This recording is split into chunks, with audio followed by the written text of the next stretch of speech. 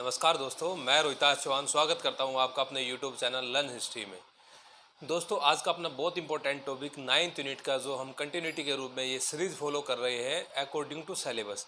आज का जो अपना टॉपिक था जो डिस्कस करेंगे स्वतंत्रता और विभाजन की ओर। तो सबसे पहले दोस्तों ये टॉपिक जो है सिलेबस के अंदर मेंशन है, 9th यूनिट के अंदर आप देगा सिलेबस एक बार। तो ये हमें कन्फ्यूजन कहाँ होता है कि भाई स्वतंत्रता और विभाजन की ओर सर इस टॉपिक के अंदर क्या क्या बात पढ़ी जा सकती है, यहाँ से क्वेश्चन बनता है तो कैसे बनता है स्वतंत्रता और विभाजन की ओर से। तो यही बात नहीं पता होगी तो भाई कैसे हम इसको सोल्व कर पाएंगे ना, या कैसे हम इसको पता लगा पाएंगे कि भाई ये टॉपिक आता है ना। हम ऐसे ही किसी भी बुक को उठाया और कंटिन्यूटी के रूप में पूरा मॉडर्न हिस्ट्री कर लिया है ना। लेकिन नहीं दोस्तों, अगर हम सिलेबस के अकॉर्डिंग नहीं पढ़ेंगे तो वो अपनी बात नहीं बन पाएगी और एग्जाम मतलब क्रैक करने में थोड़ी सी प्रॉब्लम हो सकती है आपको, ठीक है।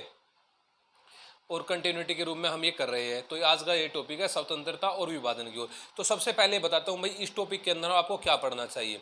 आपको इस टॉपिक के अंदर ये सारी की सारी योजना, ये प्लान जो बने भाई जैसे कि राजगोपालचारी प्लान, सी राजगोपालचारी प्लान यानी कि उसकी योजना, उसने कैसे क्या समझौता हुआ है राजगोपालचारी योजना में, क्या क्या उसने मुख्य मांगे, मतलब उसने बताया भाई समझौते के स्वरूप की भी ये चीज़ इसमें होनी चाहिए। उसको स्वीकार अस्वीकार किया वो बात की बात है, ठीक है।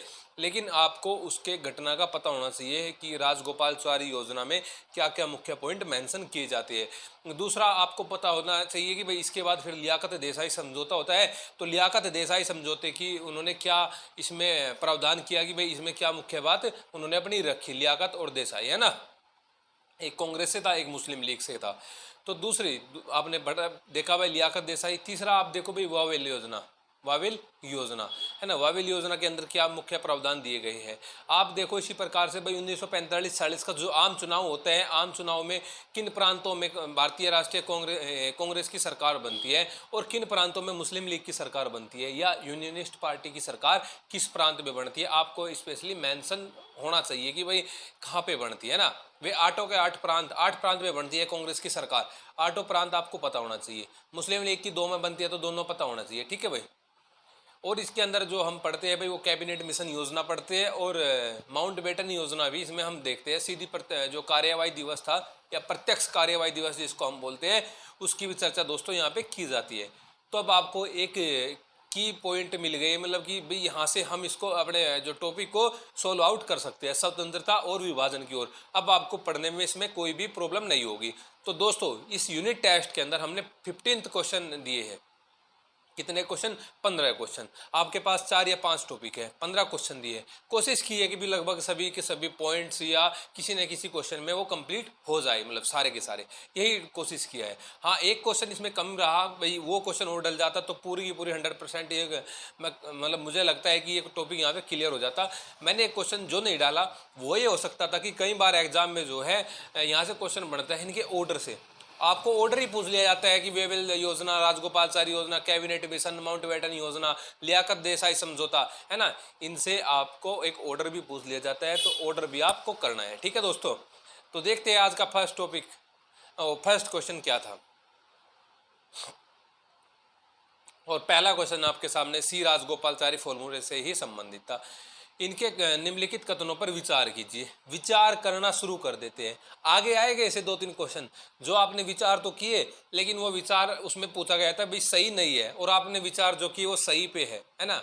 ये क्वेश्चन कई बार हमें पढ़ने में ही प्रॉब्लम कर देते हैं, अच्छे तरीके से नहीं पढ़ पाते हैं। तो दोस्तों एग्जाम के अंदर अगर हम अपने 100 क्वेश्चन में से 3 या 4 या 5 क्वेश्चन इस तरीके से गलत कर रहे हैं, हम उसको क्वेश्चन को पढ़ नहीं अच्छे से रहे हैं, उस पर टाइम नहीं दे रहे हैं, तो बाद में इसका पछतावा बहुत रहता है। और एग्जाम हमारा उन्हीं पॉइंटों से रहता है जहां हमारे आते हुए क्वेश्चन गलत होते हैं। तो कोशिश यही किया करें भाई, जो आते हुए क्वेश्चन है ना वो तो गलत नहीं करने, जो ईजी क्वेश्चन है वो बिल्कुल गलत नहीं करने। अगर आपने ईजी क्वेश्चन गलत किया ना दोस्तों, तो आप माना कि भाई कंपटीशन से बाहर आप तभी हो जाते हैं, ठीक है। ये मान के चलो कि भाई कंपटीशन से बाहर आप तभी हो जाते हो। तो पहला क्वेश्चन राजगोपालचारी फॉर्मूले से संबंधित है। इसमें योजना दी, इसके विचार दिए गए फॉर्मूला के अंदर। तो पढ़ो भाई, पहला विचार क्या था कि भाई इसने कांग्रेस और लीग के द्वारा केंद्रीय विधानमंडल में समान संख्या में व्यक्तियों को नामांकित किए जाने का प्रावधान था। देखो अगर आपको पता है भाई वेवेल और राजगोपालचारी में डिफरेंस, कि भाई ये वेवेल में दिया गया था या राजगोपालचारी में दिया गया, तो आप इसको एलिमिनेट कर सकते थे। तो समान संख्या में व्यक्तियों को नामांकित किए जाने का प्रावधान इसमें नहीं था, राजगोपालचारी में, वेवेल में था। ठीक है, तो पहला ऑप्शन तो बिल्कुल गलत है। दूसरा ऑप्शन देखिए भाई, इसमें रक्षा, वाणिज्य और संचार के उत्तरदायित्व से युक्त एक संयुक्त केंद्र का प्रावधान किया गया। हाँ, इसमें साझा एक समझौता किया गया भाई, ये तीनों के ये जो उत्तरदायी ये है रक्षा, वाणिज्य और संचार, इनमें जो संयुक्त का मतलब दोनों मिलजुल कर इसको चलाएंगे, है ना। अच्छा, इसमें राजगोपालचारी योजना की और मुख्य बातें क्या थी, आपको अगर यहाँ पे ही ये बात आपको पता लग जाए तो दोस्तों ज़्यादा अच्छा रहेगा। इसने मुस्लिम लीग को बोला था कि भाई आप है ना कांग्रेस को समर्थन करें, आप कांग्रेस को समर्थन करें, और जब देश आज़ाद होगा तब इस बात पर निर्णय किया जाएगा, वो भी किसके द्वारा, मतदान के द्वारा या जनमत संग्रह के द्वारा, है ना। जनमत संग्रह कहाँ पे होना था, इधर उत्तर पश्चिम सीमा प्रांत में और इधर पूर्वी प्रांत में, है ना। जो पूर्वी प्रांत था, जो बंगाल, ये जो बांग्लादेश बना था, इनमें जनमत होना था, है ना। कई बार देते हुए सिंध के अंदर या बलूचिस्तान के अंदर भी जनमत होना था, जनमत संग्रह नहीं, वहाँ का जो निर्णय लेना था वहाँ की विधानमंडल को लेना था। कहाँ का निर्णय लेना था, वहाँ की विधानमंडल को वो निर्णय लेना था। ठीक है दोस्तों, और यहाँ पे वयस्क मतदान प्रणाली के अंदर जो जनमत ये होना था। ठीक है, तो इसका पहला ऑप्शन गलत है दोस्तों, दूसरा ऑप्शन बिल्कुल ठीक है। तो राइट आंसर क्या हुआ इसका, पहला इसका राइट आंसर था। सेकंड क्वेश्चन देखिए, और सेकंड क्वेश्चन आपके सामने है माउंटबेटन योजना से। किससे, माउंटबेटन योजना। क्वेश्चन पढ़िए एक बार बहुत ध्यान से, 1 मिनट अच्छा क्वेश्चन पढ़ने में ध्यान से लगाइए दोस्तों। आपको 120 मिनट्स मिलती है एग्जाम के अंदर, ये 100 क्वेश्चन पढ़ने के लिए हिस्ट्री के 120 मिनट, और 120 मिनट आप मान के चलो किसी एग्ज़ाम में, जैसे कि आप एसएससी वगैरह का एग्ज़ाम देते हैं, जैसे सीपीओ दिया है माना कि आपने, या हाँ सीपीओ दिया, सीपीओ में आपको 2 घंटे मिलते हैं, यानी फिर लेकिन 200 क्वेश्चन होते हैं, और 200 क्वेश्चन में 50 क्वेश्चन मैथ के भी होते हैं, 50 क्वेश्चन रीजनिंग के भी होते हैं, 50 क्वेश्चन जीएस के होते हैं, और 50 क्वेश्चन इंग्लिश के होते हैं। ठीक है, तो आपके यहाँ तो 100 ही क्वेश्चन है, और आपको भी 2 घंटे मिले हुए हैं। ठीक है, तो ये एक आप स्ट्रेटेजी बना के चले भाई, एग्ज़ाम इस तरीके से सोल्व करना है। फर्स्ट टाइम जैसे हम करते हैं एग्ज़ाम को शुरू करते हैं हमें कितने क्वेश्चन फर्स्ट अटैम्प्ट में करने हैं, मतलब कि 1 to 100। ऐसा तो नहीं है कि भाई हम 1 से 100 तक लगातार ही करते चले जाते हैं, भाई इसको आंसर करके ही दूसरे पे जाना है, दूसरे को आंसर करके ही तीसरे पे जाना है, ना ना, ऐसा नहीं करना चाहिए। फर्स्ट अटैम्प्ट में हमें वो क्वेश्चन करने चाहिए जो हमें आते हैं, बिल्कुल श्योर है, हमें ज़्यादा टाइम जिस पे नहीं आता उस पर मत खराब करिए आप, है ना। आपने 1 to 100 किए, लेकिन आपको हुआ 50 से 60 क्वेश्चन, है ना। दोबारा फिर जाइए। कई बार ऐसा होता है कि किसी पॉइंट पे किसी भी क्वेश्चन में नहीं दिमाग लगता है, लेकिन जब हम उसको दोबारा देखते हैं तो उसका मतलब माइंड सेट बन जाता है तब तक, है ना। तो 2-3-4 बार उसको स्लाइड को ले जाना चाहिए, है ना, 2-3-4 स्लॉट में हमें एग्जाम को करना चाहिए। तो सेकंड क्वेश्चन देखिए दोस्तों कि भाई माउंटबेटन योजना के अंतर्गत यथा प्रकल्पित विभाजन के लिए रोड मैप के संदर्भ में निम्नलिखित कथनों में से कौन से कथन सही है। अब कथन पढ़िए भाई, कौन से कथन सही है, सही पे बात कर रहे हैं ना भाई। पहला कथन है कि भाई विभाजन के लिए मतदान पंजाब और बंगाल विधानसभाओं में होना था, बिल्कुल सही बात है। आप ही बताइए भाई, विभाजन जो मतदान जो था, यानी कि जो जनमत जो संग्रह होना था, वो कहाँ पे होना था, अभी तो बताया मैंने, उत्तर पश्चिमी जो इधर ये उत्तर पश्चिमी प्रांत में और इधर पूर्वी प्रांत में, है ना। इन दोनों में तो ना, पूर्वी प्रांत यानी कि बंगाल विधानसभा, इधर यानी कि पंजाब में, इन दोनों में विभाजन के लिए मतदान होना था। ठीक है, ये माउंटबेटन योजना के अंदर की बात है। ठीक है, इसने विभाजन को तो स्वीकार कर लिया था, माउंटबेटन योजना। ठीक है, तो ये पहला ऑप्शन बिल्कुल ठीक है भाई। सेकंड ऑप्शन देखिए कि विभाजन की स्थिति में 2 संविधान सभाओं का गठन किया जाना था। विभाजन की स्थिति में 2 संविधान जो सभा थी उनका गठन किया जाना, बिल्कुल सही बात है। थर्ड ऑप्शन देखिए, रियासतों के लिए स्वतंत्रता के विकल्प को अस्वीकृत कर दिया गया और उन्हें या तो भारत या पाकिस्तान में सम्मिलित होना था। बिल्कुल, ये जो रियासत थी बहुत सारी, जैसे कि 562 रियासत बताते हैं कि इतनी रियासत थी, उनमें कुछ बहुत बड़ी रियासत थी जैसे कि जूनागढ़, हैदराबाद, कश्मीर, है ना, कुछ बड़ी रियासतें थी, कुछ बहुत ही छोटी थी। तो वे चाहते थे कि भाई वे स्वतंत्र रहे, लेकिन इसके अंतर्गत क्या बोला गया, या तो आप पाकिस्तान में शामिल हो या भारत में शामिल हो, किसी एक देश में तो शामिल होना ही पड़ेगा। ये बिल्कुल सही है। तो तीनों कथन इसके सही है दोस्तों। राइट आंसर क्या हुआ इसका, डी इसका राइट आंसर था सेकंड क्वेश्चन का। आप थर्ड क्वेश्चन देखिए। थर्ड क्वेश्चन भी आपका माउंटबेटन योजना के संदर्भ में है ना। थर्ड क्वेश्चन ये है कि भाई इसमें से सही नहीं है बताना। देखो ये क्वेश्चन आपको आता होगा, आप में से जिसने कल टेस्ट सेंड किया था रात के समय, आप में से अधिकतर स्टूडेंट को ये क्वेश्चन आता होगा, लेकिन आपने ये नीचे वाली लाइन नहीं पढ़ी कि भाई उपयुक्त कथनों में से कौन से सही नहीं है। ये पॉइंट आपने नहीं पढ़ा होगा ज़्यादातर स्टूडेंट्स ने। तो देख तो है भाई कौन से सही नहीं है। पहला कथन भाई, इसने माउंटबेटन योजना के अंदर की बात की गई है, इसने इटली की घोषणा में यथा प्रस्तावित विभाजन का विचार अस्वीकार कर दिया था। नहीं, विभाजन का विचार को इसने अस्वीकार नहीं किया, विभाजन की बात तो इसने मानी थी माउंटबेटन योजना में। इसने तो कहा था पूर्वी प्रांत और पश्चिम प्रांत को मिला के पाकिस्तान एक अलग देश बनाया जाएगा। ठीक है, तो पहला ऑप्शन बिल्कुल गलत है। मतलब इसमें विचार ये सही था, लेकिन ये गलत दिया गया इसमें ना। दूसरा, इसने केवल पश्चिम उत्तर सीमा प्रांत के लिए जनमत संग्रह का प्रस्ताव रखा। नहीं, पश्चिम उत्तर सीमा प्रांत के साथ साथ बंगाल या पूर्वी प्रांत का भी तो रखा था, ये भी गलत है। तो तीसरा ऑप्शन देखो भाई, इसने 30 जून 1948 को सत्ता हस्तांतरण का दिन निश्चित किया। नहीं, 15 अगस्त 1947 का दिन निश्चित किया था, ना कि 30 जून 1948 का, है ना। कब का? 15 अगस्त 1947 का। तो तीनों को तीनों ऑप्शन गलत दिए गए हैं, और इसमें से बताना इनमें से कौन सा सही नहीं है। तो तीनों ही सही नहीं है। जब तीनों ही सही नहीं है तो राइट आंसर क्या हुआ? डी इसका राइट आंसर हुआ दोस्तों। ठीक है, फोर्थ क्वेश्चन देखिए भाई, पढ़िए बहुत ध्यान से एक बार, है ना। जो स्टूडेंट्स टेस्ट नहीं ज्वाइन कर रहा है, मतलब टेस्ट नहीं दे पा रहा है, अपना आंसर नहीं सेंड कर रहा है, और अभी हमारे वीडियो देख रहा है, लेक्चर्स देख रहा है ये, तो आप कोशिश किया करें दोस्तों, एक बार इसको पॉज करें, इसको कुछ अच्छे से पढ़े आप एक बार, और अच्छे से पढ़ के खुद से आंसर देने की कोशिश किया करें, है ना। और इससे अच्छा ये रहेगा कि आप एक बार, जैसे कि आपको पता लग गया कि भाई आज का जो यूनिट टेस्ट जो डिस्कस हो रहा है वो है स्वतंत्रता और विभाजन की ओर, तो आप एक काम करिए, थोड़ा इसको रोकिए वीडियो को, और आप 20 मिनट 25 मिनट आप एक बार जो भी बुक आप पढ़ते हैं, जो भी जहाँ से भी आप कोई भी टॉपिक पढ़ते हैं उसको पढ़िए, इस टॉपिक को बहुत अच्छे से, और तब इसको लगाइए। फिर देखना आप कितना सही कर पा रहे हैं और कितना गलत कर पा रहे हैं। तो ठीक है दोस्तों, तो फोर्थ क्वेश्चन देखो भाई, राजगोपालचारी फॉर्मूला, फिर राजगोपालचारी। ये पॉइंट्स, जो पॉइंट्स आपने पहले राजगोपालचारी में पढ़ा और अब इनको ऐड करते चले एक जगह। ठीक है, तो भाई पहला पॉइंट क्या है राजगोपालचारी का, कि इसमें अप्रत्यक्ष रूप से पृथक पाकिस्तान राज्य के निर्माण पर सहमति व्यक्त की गई। बिल्कुल सही बात है, पाकिस्तान राज्य के निर्माण पर सहमति किसने व्यक्त कर दी थी?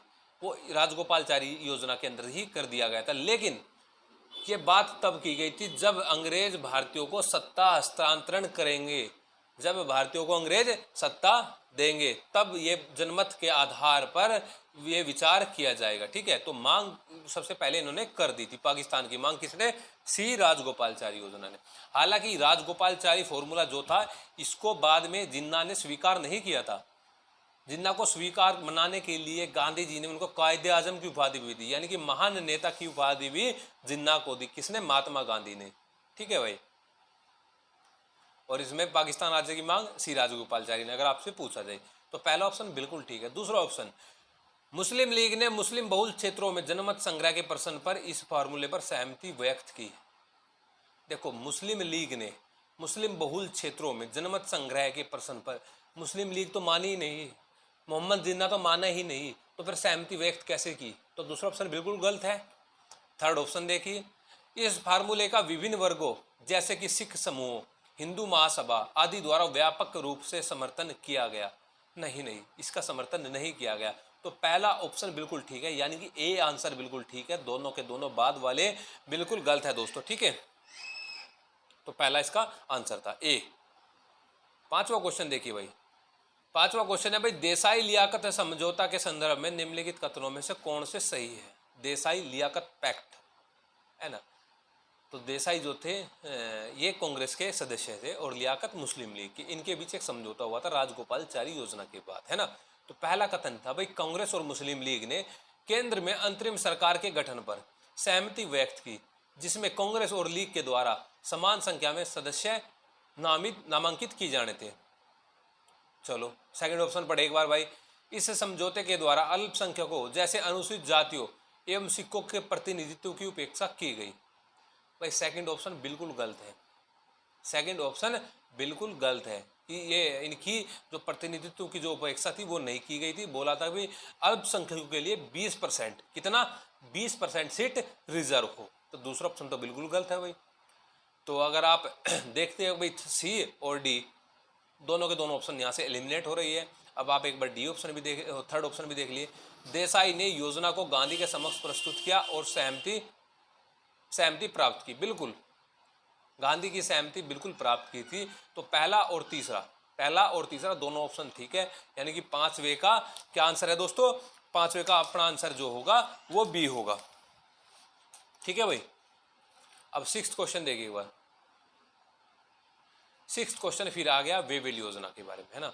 और इसमें बताना है कि इसमें कौन सा सही नहीं है, कौन सा सही नहीं है। पहला ऑप्शन था कि भाई वायसराय की कार्यकारी परिषद में केवल भारतीय सदस्यों को शामिल किया जाना। वायसराय की कार्यकारी परिषद में केवल भारतीयों को नहीं, वायसराय की कार्यकारी परिषद में केवल भारतीयों को शामिल किया जाना। उसने कहा था भाई इसके अंदर, वेवेल के अंदर, कि इसमें जो वायसराय का इसका जो ये कार्यकारी परिषद है इसको पुनर्गठित किया जाएगा, और उसमें जो है वायसराय, इसमें जो ब्रिटिश अधिकारी हो और अन्य सदस्य भारतीय होंगे, लेकिन जो प्रतिरक्षा विभाग होगा वो ब्रिटिश वालों के हाथों में होगा। ठीक है। सेकंड ऑप्शन देखिए भाई, कार्यकारी परिषद में मुसलमानों को उनकी जनसंख्या के अनुपात में प्रतिनिधित्व दिया जाएगा। जनसंख्या के अनुपात में नहीं, बराबर बराबर की बात की गई थी। सवर्ण हिंदुओं का और मुसलमानों का यानी मुस्लिम लीग का बराबर बराबर की बात की गई थी। ठीक है, जनसंख्या के अनुपात में नहीं। भारत सचिव के पद की समाप्ति इस योजना का पार्ट नहीं था। तो तीनों का तीनों ऑप्शन बिल्कुल गलत है, यानी कि इसका राइट आंसर क्या है दोस्तों? इसका राइट आंसर डी है। अच्छा, वो स्टूडेंट्स अब कमेंट बॉक्स में अपना ज़रूर डालना जिसने भी अपना टेस्ट दिया है, लगभग जितने भी स्टूडेंट थे, कि जिसका 15 में से कोई भी क्वेश्चन आता हुआ गलत हुआ है, वो अपना कमेंट में ज़रूर डालना कि सर मेरा 1 क्वेश्चन 2 क्वेश्चन आता हुआ गलत हुआ है। ठीक है। नेक्स्ट क्वेश्चन बढ़े भाई, माउंटबेटन योजना से संबंधित है ना, कि भाई माउंटबेटन योजना में क्या हासिल नहीं हुआ। माउंटबेटन योजना में क्या हासिल नहीं हुआ? तो आपको माउंटबेटन योजना अगर पता है दोस्तों तो आप बता देंगे कि क्या हासिल नहीं हुआ। पहला ऑप्शन पढ़िए बहुत ध्यान से। पहले ऑप्शन में था भाई मुस्लिम बहुसंख्यक यदि चाहे तो अलग अधिराज्य बना सकते हैं, पर इसके लिए एक अलग संविधान निर्मात्री सभा गठित करनी थी। बिल्कुल सही बात है ये माउंटबेटन योजना की। दूसरा ऑप्शन देखिए भाई, सिंध तथा बलूचिस्तान में जनमत संग्रह के द्वारा यह निश्चित किया जाएगा कि पाकिस्तान में मिलना चाहते हैं या नहीं। नहीं भाई, सिंध और बलूचिस्तान में जनमत संग्रह नहीं होना था। सिंध और बलूचिस्तान में केंद्रीय जो वहाँ की विधानमंडल है उसको निर्णय लेना था, विधानमंडल को निर्णय लेना था, वहाँ पे जनमत संग्रह नहीं होना था। जनमत संग्रह उत्तर पश्चिमी सीमा प्रांत और पूर्वी प्रांत में ही होना था। तो दूसरा ऑप्शन बिल्कुल गलत है। तीसरा ऑप्शन भी देख लेते हैं, पंजाब, बंगाल और आसाम के विभाजन हेतु एक सीमा आयोग का गठन किया जाना था। बिल्कुल सही बात है भाई। चौथा ऑप्शन देखिए भाई, रजवाड़ों को सब विवेक से भारत या पाकिस्तान में शामिल होने की छूट थी। बिल्कुल, आप भारत के अंदर भी शामिल हो सकते हैं, पाकिस्तान के अंदर भी शामिल हो सकते हैं, ये सभी को छूट थी, है ना। तो इसका राइट आंसर बी हुआ दोस्तों। अब 8th क्वेश्चन देखिए, वेवेल की बात आ गई है ना। अच्छा, एक बात करना चाहते हैं दोस्तों, 1 मिनट के लिए। अगर आपको ये क्वेश्चन सीरीज बहुत अच्छी लग रही है दोस्तों, और आपको लगता है कि भाई इससे हमारा बेनिफिट है, एक तो आप इसको कमेंट डाल दिया करें, है ना, और हो सके तो थोड़ा शेयर भी कर दिया करें। देखो इसमें आपको कुछ पेड वगैरह तो नहीं करना पड़ रहा है ना, या डाटा भी ज़्यादा आपको वेस्ट नहीं करना पड़ रहा है कि भाई अगर आप कहीं भी शेयर करते हैं, आपको कोई जानकार है हिस्ट्री का, है ना, तो आप भी अपने जानकार का भी तो थोड़ा बहुत भला होना चाहिए ना। तो आप उसके लिए भी थोड़ा सोचा करें भाई। प्लीज़ आप एक बार अगर आपको अच्छा लगता है तो शेयर कर दिया करें, और अगर आपको लगता है कि भाई बकवास है तो शेयर तो करना ही नहीं, अनलाइक और अनसब्सक्राइब जरूर कर देना अगर आपको अच्छा नहीं लगता दोस्तों, है ना। और ये अपनी जो सीरीज है ये दोस्तों कंटिन्यू बनी रहेगी जब तक मतलब एग्जाम नहीं होता। ठीक है। तो 8th क्वेश्चन पढ़ लीजिए एक बार भाई, है ना। वेवेल योजना के संदर्भ में निम्नलिखित कथनों पर विचार कीजिए। क्या था भाई वेवेल योजना? 2 बार पहले भी बताया कि भाई वेवेल योजना में हिंदुओं और मुसलमानों, जो मुस्लिम लीग थी, उनको बराबर बराबर सीटों का आवंटन होना था। और अन्य योजना क्या थी भाई? वायसराय की जो कार्यकारी परिषद थी उसको पुनर्गठित करना था। ठीक है। और था भाई, और ऑप्शन में पढ़ो। पहला ऑप्शन था भाई इसमें वायसराय की कार्यकारिणी परिषद को पुनर्गठित करना था, जो एक अंतरिम राष्ट्रीय सरकार के समान कार्य करती। तो 8वां ऑप्शन क्या? पहला ऑप्शन बिल्कुल सही था भाई। दूसरा ऑप्शन देखो भाई, दूसरा ऑप्शन था भाई कार्यकारिणी में मुसलमान सदस्यों की संख्या सवर्ण हिंदुओं के समान होगी। बिल्कुल सही बात है। और तीसरा ऑप्शन विदेशी मामलों जिसमें जनजातीय मामले भी शामिल हो भारतीयों को सौंपे जाने थे। बिल्कुल गलत बात है, ये गलत बात है, ये नहीं इस मामले का प्रावधान था। अच्छा, इसके अलावा जो वेवेल योजना की बात अभी तक हमने नहीं की, वो आप कमेंट बॉक्स में डालना। देखते हैं अभी किसको पता है वेवेल योजना का, जो बचे हुए जो पॉइंट्स है वेवेल योजना की, आप उसको कमेंट में डालो, ठीक है। तो इसका राइट आंसर क्या है? 8 का सी इसका राइट आंसर था। 9th क्वेश्चन देखिए दोस्तों, भाई देसाई लियाकत समझौते के संदर्भ में निम्नलिखित कथनों में से कौन सा कथन सही है? देसाई लियाकत पैक्ट आफ्टर श्री राजगोपालचारी योजना, है ना, किसके बीच? देसाई और लियाकत के। गांधी की सहमति व्यक्त की थी, ठीक है, इसके अंतर्गत। तो पहला पॉइंट है भाई, इसमें केंद्रीय विधायिका में कांग्रेस तथा मुस्लिम लीग के लिए समान प्रतिनिधित्व का प्रावधान था, बिल्कुल सही बात है। इसमें कुल सीटों में केवल आधी सीट अल्पसंख्यकों के लिए, आधी नहीं थी भाई, 20% थी। कितनी थी? 20% थी। तो राइट आंसर क्या बढ़ता है दोस्तों अपना 9th का? ए इसका राइट आंसर था। 10th क्वेश्चन देखिए भाई, राजगोपालचारी फॉर्मूले के संदर्भ में कथनों पर विचार कीजिए। देखो दोस्तों, आपको हर वो क्वेश्चन, आपको हर वो पॉइंट कोशिश कर रहा हूँ कि भाई कहीं ना कहीं से घूम फिर के यहाँ से एग्जाम में पूछे भी जाते हैं, कैसे भी मतलब वर्ड थोड़ा चेंज करके, है ना। तो बहुत मतलब मेहनत तो करनी पड़ती है ना, 2-3-4 घंटे के लिए मतलब टेस्ट ये बनाना पड़ता है। तो आप इसको बहुत अच्छे से सीरियस होकर दिया करें, ठीक है। बहुत अच्छा लगता है आप सारे भाई स्टूडेंट जो टेस्ट सेंड करते हैं भाई, राजनारंग, नवदीप, अनमोल, यशिका चौधरी, वीरेंद्र, प्रियंका रावत, सरोज पचार, सीपी सद्रा और विक्रम सिंह चौहान, ठीक है भाई। ज़्यादा से ज़्यादा और भी अपने दोस्तों को जोड़िए जो टेस्ट ज्वाइन करें, उनका भी बेनिफिट मिलना चाहिए दोस्तों। तो भाई 10th क्वेश्चन देखो भाई, राजगोपालचारी फॉर्मूला इसके संदर्भ में बताना है, लेकिन संदर्भ में क्या बताना है? सही नहीं पे बताना है। सही, हाँ, कौन सा सही है, कौन सा सही है ये बताना है हमें ना। पहला ऑप्शन देखिए भाई, यह है भारत के स्वतंत्रता के लिए मुस्लिम लीग का समर्थन हासिल करने का एक प्रयास था, बिल्कुल सही बात है। राजगोपालचारी ने कहा था ना। अच्छा, राजगोपालचारी योजना कब आई थी भाई? 1944 में। कब? जुलाई 1944 में। और वेवेल 1945 में। अच्छा, वेवेल कहाँ गया था सलाह मशवरा करने के लिए? इंग्लैंड में। कौन था प्रधानमंत्री इंग्लैंड का उस समय में? Winston Churchill. कौन था? Winston Churchill. और भारत मंत्री कौन था? एमरी। भारत मंत्री कौन था दोस्तों? एमरी था, जिससे इन्होंने सलाह मशविरा किया था, है ना।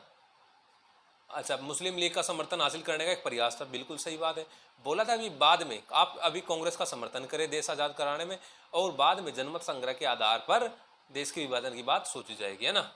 आपके लिए एक अलग प्रांत की बात की जाएगी, ठीक है, ये बात इसमें की गई थी।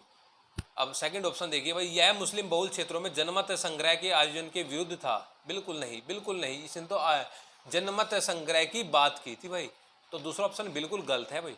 थर्ड ऑप्शन देखो भाई, इसकी शर्तों को इंग्लैंड द्वारा सत्ता हस्तांतरण के निर्णय की प्रतीक्षा किए बिना तत्काल रूप से प्रभावित किया जाना था। नहीं, जब ब्रिटिश भारतीयों को सत्ता सौंप देंगे उसके बाद होना था ये सारी की सारी कार्रवाई। तो दूसरा ऑप्शन और तीसरा ऑप्शन दोनों गलत है। पहला ऑप्शन बिल्कुल सही है 10 का, यानी कि 10 का राइट आंसर क्या है दोस्तों? ए इसका राइट आंसर है। 11th क्वेश्चन, लॉर्ड वेवल योजना की विशेषता, ये भी इससे संबंधित है क्वेश्चन। पहला क्वेश्चन था भाई, हिंदुओं एवं मुसलमानों के समान प्रतिनिधित्व में गवर्नर जनरल की एक नई कार्यकारी परिषद का गठन करना।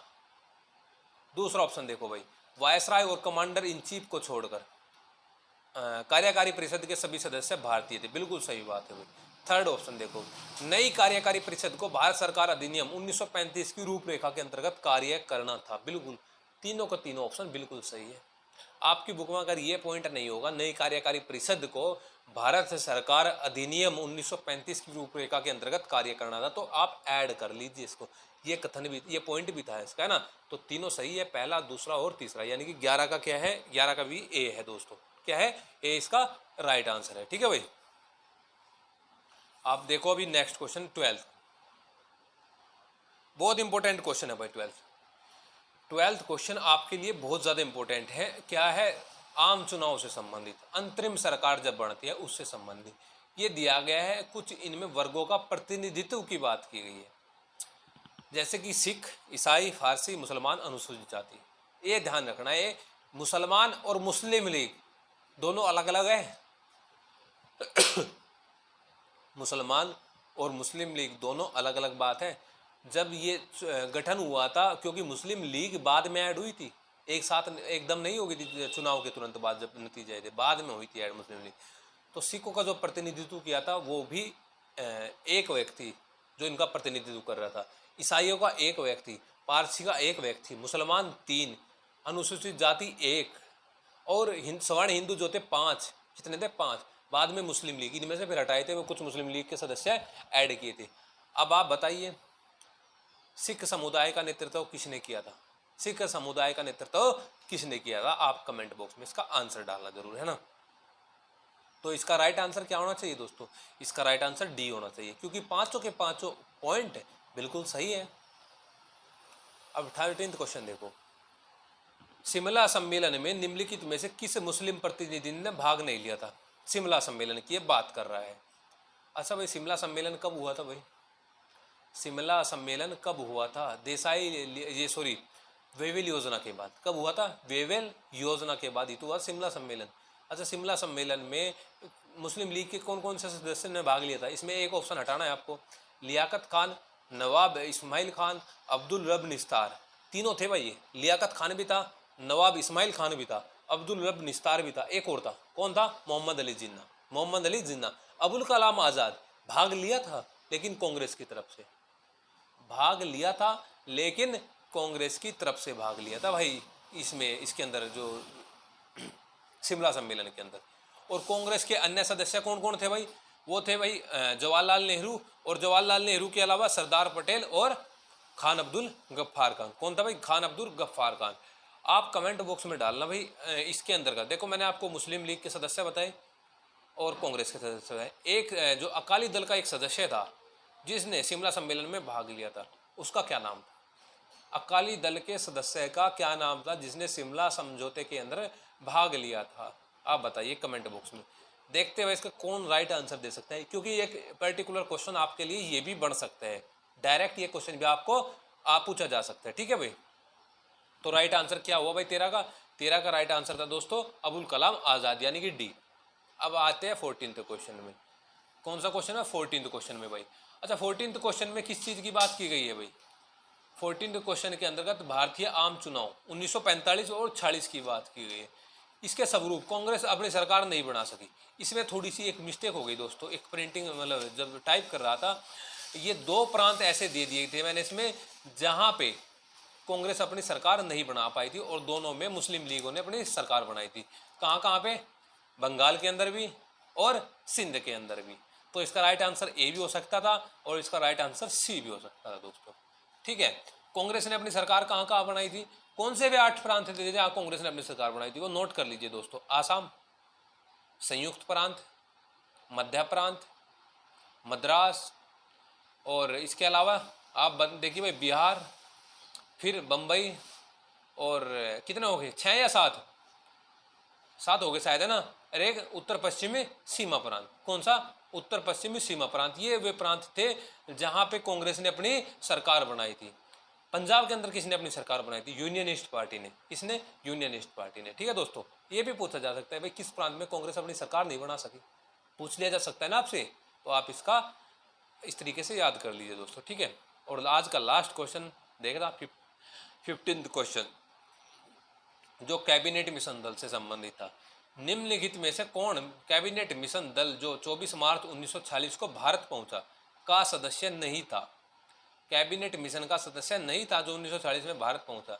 तो लॉरेंस था, सर स्टैफोर्ड क्रिप्स थे, और वावेल थे, या एवी अलेक्जेंडर था। इनमें से कौन सा नहीं था? 3 थे भाई, लॉरेंस भी था, क्रिप्स भी था, अलेक्जेंडर भी था, वेवेल नहीं था। वेवेल नहीं था। ठीक है, तो राइट आंसर क्या हुआ दोस्तों? सी। और आज का आपका एक कमेंट बॉक्स में आप एक आंसर डालना, देखते हैं बता पाते हैं कि नहीं बता पाते हैं। 1947 जब देश आज़ाद हुआ, उस समय भारतीय राष्ट्रीय कांग्रेस के अधिवेशन की अध्यक्षता किसने की थी? भारतीय राष्ट्रीय कांग्रेस के अधिवेशन की अध्यक्षता किसने की थी? आप इसका आंसर कमेंट में डालना। ठीक है दोस्तों, तो ये आज के आपके 15 क्वेश्चन थे जो आपने कल टेस्ट दिया, उनका आप आंसर यहाँ से चेक कर सकते हैं। और जो आज का अपना जो टेस्ट होगा दोस्तों आज शाम को, वो होगा भाई भारतीय स्वतंत्रता के बाद जो चुनौतियाँ आई उनको लेकर, और जो रियासतों का जो एकीकरण हुआ उनको लेकर, और उसको जूनागढ़, हैदराबाद और कश्मीर पर्टिकुलर इन तीनों से क्वेश्चन पूछा जाता है। किससे? जूनागढ़, हैदराबाद और कश्मीर तीनों का। ये 9th यूनिट का सिलेबस का पार्ट है। आप दोस्तों अगर आपके पास सिलेबस नहीं है तो आप सिलेबस का प्रिंट आउट ले लीजिए और अपने पास जब भी आप अपना स्टडी करते हैं तो एक बार आप सिलेबस को जरूर देखा करें। अकॉर्डिंग टू सिलेबस इस सिलेबस को कंप्लीट करने की कोशिश किया करें ना, बुक वाइज नहीं।